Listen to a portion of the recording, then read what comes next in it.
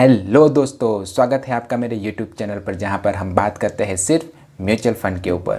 तो आज के इस वीडियो में हम कौन एक्टिव म्यूचुअल फंड के डायरेक्ट ग्रोथ प्लान के ऊपर बात करने वाले हैं। तो ज़्यादा देरी ना करते हुए आइए शुरू करते हैं आज का वीडियो।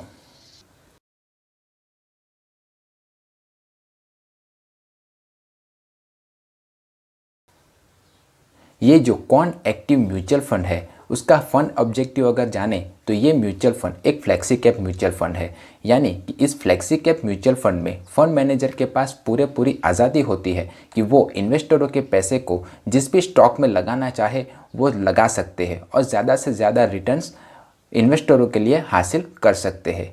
इस फ्लेक्सी कैप म्यूचुअल फंड में अगर आप इन्वेस्ट करना चाहते हो तो लॉन्ग टर्म के लिए इन्वेस्ट करें। लॉन्ग टर्म से मेरा मतलब है 5 साल या उससे ज़्यादा।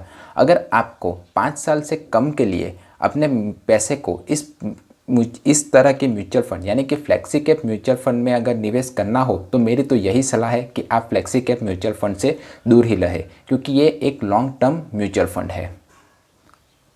अगर हम इस म्यूचुअल फंड की फंड रेटिंग के बारे में जानें तो क्रिसिल ने इस म्यूचुअल फंड को 5 स्टार रेटिंग प्रोवाइड की हुई है। इस हिसाब से ये एक अच्छा खासा फंड माना जाएगा। आगे बढ़ने से पहले अगर आपने मेरे चैनल को अब तक सब्सक्राइब नहीं किया है तो चैनल को सब्सक्राइब करें और वीडियो को लाइक करें ताकि मेरा भी मोटिवेशन बना रहे। अब हम इस म्यूचुअल फंड की कुछ बेसिक डिटेल्स के बारे में जान लेते हैं। तो ये म्यूचुअल फंड 1 जनवरी 2013 को स्टार्ट हुआ था। ये एक ओपन एंडेड फंड है, मतलब कि इन्वेस्टर जब चाहे तब अपने पैसे को इस म्यूचुअल फंड में लगा सकते हैं और जब चाहे तब अपने पैसे को इस म्यूचुअल फंड से निकाल भी सकते हैं। अगर हम इस म्यूचुअल फंड के एग्जिट लोड के बारे में बात करें तो वो है 0%, यानी कि इन्वेस्टरों को इसके ऊपर कोई भी एग्जिट लोड चार्ज नहीं देना पड़ेगा। अगर हम इस म्यूचुअल फंड के बेंचमार्क को देखें तो ये mutual fund Nifty 500, multi cap 50, gem 25, gem 25 ट्राइक को फॉलो करता है। अगर हम इस म्यूचुअल फंड के AUM यानी कि एसेट अंडर मैनेजमेंट को देखें तो वो है 260 करोड़। अगर हम इस म्यूचुअल फंड के एक्सपेंस रेशियो को देखें तो वो है 0.57%, जो मेरे हिसाब से काफ़ी अच्छा है। अब एक्सपेंस रेशियो से मेरा मतलब है जो म्यूचुअल फंड हाउसेस होते हैं वो हमारे पैसे को मैनेज करने के लिए हमसे ही कुछ चार्ज लेते हैं, उसे ही एक्सपेंस रेशियो कहा जाता है। तो जितना ज़्यादा एक्सपेंस रेशियो होगा उतना ही कम इन्वेस्टरों को प्रॉफिट होगा। तो मेरी तो आपको यही सलाह है कि जब भी आप कोई म्यूचुअल फंड चुने तब एक्सपेंस रेशियो के क्राइटेरिया को ज़रूर ध्यान रखें, क्योंकि जितना कम एक्सपेंस रेशियो होगा उतना ही ज़्यादा आपको प्रॉफिट होगा। अगर आप इस म्यूचुअल फंड में अपने पैसे को निवेश करना चाहते हो तो आप मिनिमम SIP 1000 से स्टार्ट कर सकते हो, लम सम अमाउंट 5000 से स्टार्ट कर सकते हो। अब हम इस म्यूचुअल फंड के पास्ट रिटर्न्स के बारे में जान लेते हैं। तो इस म्यूचुअल फंड ने पिछले 1 साल में 119.6% का रिटर्न, 3 साल में 25.3% का रिटर्न्स, 5 साल में 22.8% का रिटर्न्स और ऑल ओवर 18.8% का रिटर्न्स इन्वेस्टरों को दिया हुआ है। अब हम इसको एक एग्जाम्पल के थ्रू समझने की कोशिश करते हैं। मान लीजिए कि आपने 1000 रुपये की SIP स्टार्ट की है और 5 साल के लिए अपने पैसे को इन्वेस्ट किया है, तो आपकी जो इन्वेस्टमेंट अमाउंट होगी वो होगी 60,000 रुपीज़। तो अगर आपने इस 60,000 रुपीज़ को इस म्यूचुअल फंड में लगाया होगा तो आपको 1.23 लाख रुपीज़ मिलते उस 60,000 के सामने। अब इसी तरह के कैटेगरी एवरेज को अगर आप देखें तो आपके 60,000 के सामने आपको 85,519 रुपीज़ मिलते। अगर आपने इसी 60,000 रुपीज़ को बैंक FD में अगर रखे होते तो आपकी पैसे की वैल्यू 71,598 रुपीज़ होगी। और आपने अगर इस 60,000 रुपीज़ का गोल्ड खरीदा होता तो उस गोल्ड की कीमत 80,840 रुपीज़ होगी।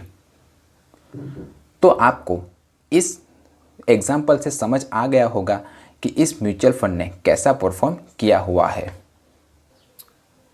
इस म्यूचुअल फंड ने इक्विटी में 99.41% इन्वेस्टरों के पैसे को निवेश किया हुआ है। इक्विटी यानी कि शेयर मार्केट, यानी कि ये जो म्यूचुअल फंड है टोटली शेयर मार्केट के ऊपर डिपेंडेबल है। अगर शेयर मार्केट ऊपर जाएगा तो आपको प्रॉफिट होगा और अगर शेयर मार्केट डाउन जाएगा तो आपको भी नुकसान होने के चांसेस रहेंगे। अगर हम इस म्यूचुअल फंड की टॉप स्टॉक होल्डिंग कंपनियों को देखें तो वो है Stylam industry limited, Fortis healthcare limited, tech Mahindra limited और ओरेकल फाइनेंशियल सर्विस। अगर हम इस म्यूचुअल फंड के एलोकेशन बाय मार्केट कैप को देखें तो इस म्यूचुअल फंड ने लार्ज कैप में 31.59%, मिड कैप में 37.72% और स्मॉल कैप में 30.09% का इन्वेस्टमेंट किया हुआ है। अगर एलोकेशन बाय सेक्टर को हम देखें तो इस म्यूचुअल फंड ने हेल्थ केयर में 21.96%, टेक्नोलॉजी में 16.29% और केमिकल इंडस्ट्री में 12.85% और एफएमसीजी में 10.15% इन्वेस्टरों के पैसे को निवेश किया हुआ है। अब हम इस म्यूचुअल फंड के फंड मैनेजर के बारे में जान लेते हैं। तो इस म्यूचुअल फंड को मिस्टर संजीव शर्मा, गौरव बलेरा, समील मेहरा, रोचन पटनायक, वासव सहगल और अंकित पांडे जैसे एक्सपीरियंस फंड मैनेजर मैनेज करते हैं।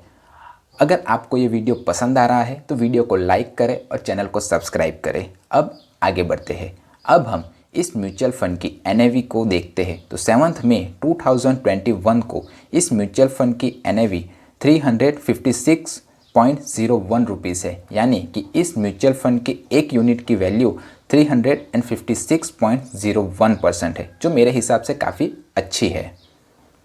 अब हम इस म्यूचुअल फंड के रिस्क फैक्टर के ऊपर ध्यान देते हैं। तो आप रिस्कोमीटर में देख ही सकते हो कि इस म्यूचुअल फंड में अगर आपने पैसे को निवेश किया होगा तो वो काफ़ी हाई रिस्क पर है। अब हम इस म्यूचुअल फंड के स्टैंडर्ड डेविएशन को देखें तो वो ±20.8 है, यानी कि अगर आपने इस म्यूचुअल फंड में अगर 100 रुपये लगाए होंगे तो आपको ज़्यादा से ज़्यादा 120.8% और कम से कम 70.9 रुपीज़ आपको मिल सकते हैं, जो मेरे हिसाब से काफ़ी हाई वॉलेटाइल है, क्योंकि स्टैंडर्ड डेविएशन जितना कम होगा उतना ही स्टेबल म्यूचुअल फंड को माना जाएगा। अब हम इस म्यूचुअल फंड की टैक्स लायबिलिटी के बारे में जान लेते हैं। अगर आपने इस म्यूचुअल फंड में निवेश किया हुआ है और 1 साल के बाद आप अपने पैसे को निकालते हो तो 1 लाख रुपये जो भी आपने कमाए होंगे उसमें से 1 लाख रुपये एग्जेम हो जाएंगे और बाकी बचे रुपये को आप 10% का टैक्स देना पड़ेगा, जिसे long term capital gain tax कहा जाएगा। और अगर आपने 1 साल के अंदर ही अपने निवेश किए हुए पैसे को अगर निकाल लिया तो आपको short term capital gain tax 15% का पूरे अमाउंट पर देना पड़ेगा। अब आप मुझे बताइए कि आप इस म्यूचुअल फंड में इन्वेस्ट करना चाहते हो या नहीं, और अगर इन्वेस्ट करना चाहते हो तो क्यों करना चाहते हो, वो मुझे कमेंट बॉक्स में लिख के ज़रूर बताएं।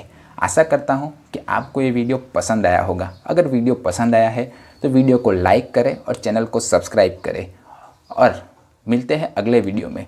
तब तक के लिए सीखते रहे, क्योंकि सीखोगे आज तो कमाओगे कल। जय हिंद।